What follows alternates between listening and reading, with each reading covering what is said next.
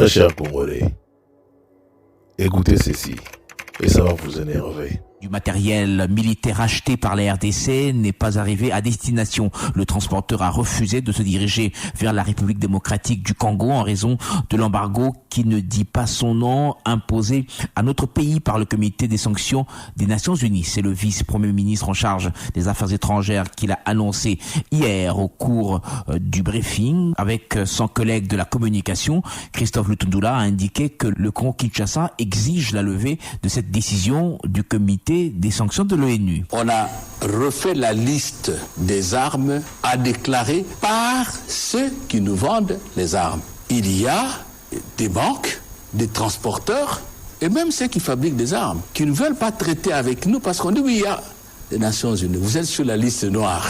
Et il y a un cas qui se produit maintenant au moment où je vous parle.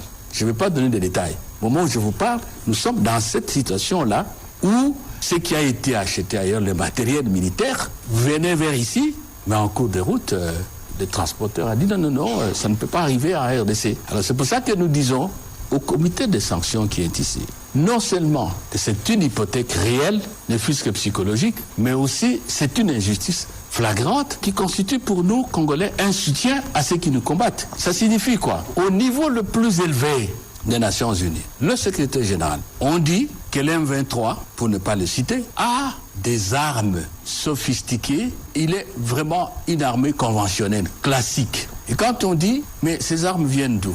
Qu'est-ce qu'il a dit? Ça vient de quelque part. Nous disons, ça vient de Rwanda. Alors, regardez le raisonnement. Celui qui nous combat, l'M23, il a des gens qui lui donnent des armes qui sont achetées à travers le monde sans déclaration, sans quoi que ce soit, pour nous combattre. Et à nous, on dit non.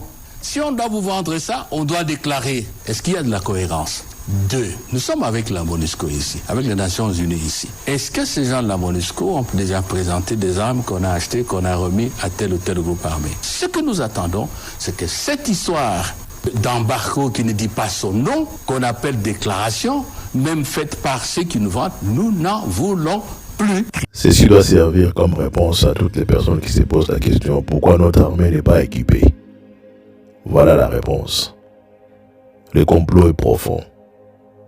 Soyons soudés. Tolingambo Kanabiso n'est jamais trahi le Congo.